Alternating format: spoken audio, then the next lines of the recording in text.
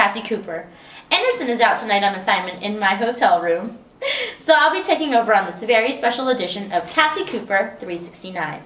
Tonight's top story: America is up in arms over the movie Memento almost 10 years after its release. The movie, which follows a man with anterograde amnesia on a killing spree, has been the cause of much fuss in the psychiatric community over its debatable depiction of an amnesiac. I've had an exclusive interview with leading researcher in the field, Dr. Richard Johansson, on his views on this controversial film. Good evening, Dr. Johansson. Good evening to you, Mrs. Cooper. Please, call me Cassie. Now, Dr. Johansson, this movie deals with a subject suffering from anterograde amnesia. Could you tell me what that is? Why, yes. There are two different types of amnesia. There's retrograde amnesia and there's anterograde amnesia.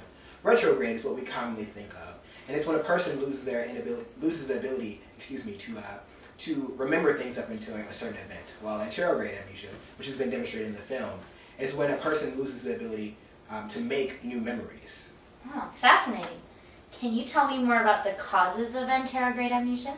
Well, the causes of amnesia are not quite known, but generally it's caused by intense trauma to the hippocampus, and that's the part of the brain that deals with memory. And also, there are studies that have shown that amnesia can be caused by the use of drugs and alcohol, and also depression. Depression? Surprisingly, yes. My colleagues at the Max Planck Institute for Neurological Research have recently completed a study that shows that anterograde amnesia is not necessarily linked to trauma to the brain. They did a case study with a subject who used anterograde amnesia as a means to escape his social responsibility. So then, is it plausible that Leonard in the movie could have acquired anterograde amnesia from being clubbed in the head by his attackers? Yes, that's plausible. It's also plausible that after the attack of his wife, Leonard used his depression as a way to induce his own amnesia. Is it possible that he could have been lying about his condition? Malingering? Yes, malingering, Dr. Johansson. Richard, if I could call you that? Dr. Johansson's fine.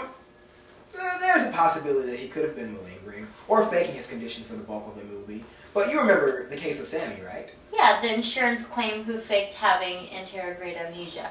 Yeah, Lenny figured out that he was feigning the condition when he acted like he wouldn't be shocked every time. Yes, generally most anterograde amnesiacs lose what we call declarative memory, but maintain what we call non-declarative memory. One famous case, H.M., understood the testing conditions that researchers consistently ran on him, but he didn't remember the actual testing. There's another case of Clive Waring, who suffers from both retrograde and anterograde amnesia, but he still remembers how to play the piano, which is really weird, and that's something that we call procedural memory. So would this apply to Leonard? Well, Leonard seems to have a procedure down, albeit a more abstract one. You see, he knows that he's looking for John G. He knows the pages are missing from his wife's case report, and he knows how to connect the dots to get from forgetfulness to get to the kill. So this could be, potentially be a case of non-declarative memory or procedural memory guiding him. Because it's implied at the end of the movie. Yeah, that's a cycle. Yeah. The conversation that leads us to believe that he killed these. I'm just reading. Because it's implied at the end of the movie. That it's a cycle, yes. Yeah. The conversation at the end leads us to believe that he's killed these John G's before. Because it's implied at the end of the movie. That it's a cycle, yes. Yeah. The conversation at the end leads us to believe that he's killed these John G's before. But he doesn't know innately that he's looking for John G. He knows it's based off the tattoos and notes he leaves for himself. Exactly. Is this realistic, Richard? It's Dr. Johansson. And subjects with anterograde amnesia are often asked to keep a journal to allow them to help themselves to understand the time has passed while they're conscious. So Clive Waring repeatedly wrote that he had just woken up in his journal, while others keep countless notebooks of the events of their daily lives so they don't lose them. So notes are important in allowing amnesiacs to interact in the real world, and where schedules and appointments are daily occurrences.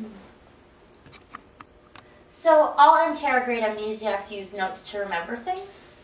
Not all of them. As with most maladies, amnesia itself rests on a spectrum. Some subjects have been able to return to a life of semi-normalcy, while others need to be placed in a home, so other people have to care for them. Those on the less severe end of the spectrum, however, do benefit from notes and planners.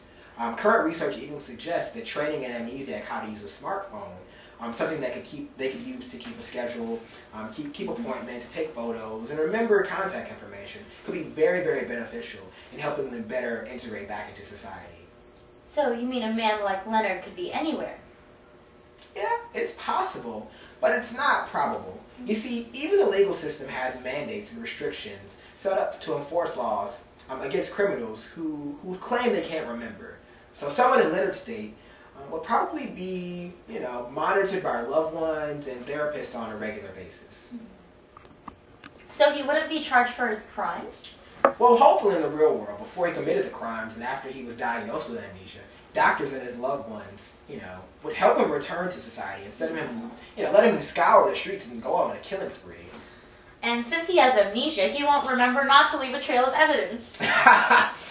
Perhaps. It would seem that although the movie does present, an accurate, albeit dramatized, depiction of anterograde amnesia, there are some things that will lead a researcher to wonder if he's malingering. Such as? Well, in his final confrontation with Teddy, he suddenly seems aware of his actions and their consequences. He understands his disease, and that a consequence of the disease will be feeling remorsefulness about killing Teddy under the pretenses that he was John G. And yet, he does it anyway.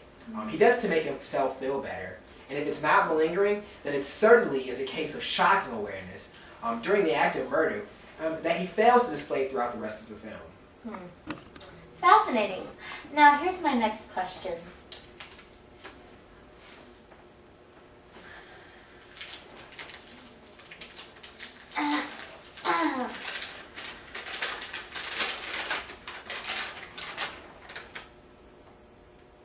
This is your phone number. Oh, I know. Is there anything else you'd like to ask me? You mentioned earlier that anterograde amnesia is based off damage to the hippocampus, the same area that's damaged in patients with Alzheimer's? Yes, this is actually an interesting finding, as both of these disorders, amnesia and Alzheimer's, involve the loss of memories. However, especially in the light of Leonard, it should be noted that amnesiacs generally suffer from a lack of personality. They develop perhaps this through a conditioning, and understanding that their view of the world is somehow off, particularly anterograde amnesiacs, who may dwell entirely in the past, almost entirely in the past. So as a result, they start to act differently, almost aloof in social settings. Well, Leonard seems to lack a sense of malaise. Exactly. His personality is very strong, and he seems at times to have a much better working memory than others. His span ranges from several seconds to a minimal amount of time. He loses his thought process due to interruption, but retains insight he made in the past from brief glances at notes. So could it be the case that he's malingering? Or a bland protagonist would have made for a considerably less interesting movie. Well, thank you, Richie Rich, for your time. And speaking of movies, what are you doing later? Going home. To my family. Alone? Well, it appears that I may be suffering from anterograde amnesia, as I hardly remember asking any of those questions. Anyway, stay with me, because after the break, I get down and dirty with the Kardashian sisters and bring you some hard-hitting news when I update America on the status of its favorite out-of-control teens from Teen Mom. Stick around!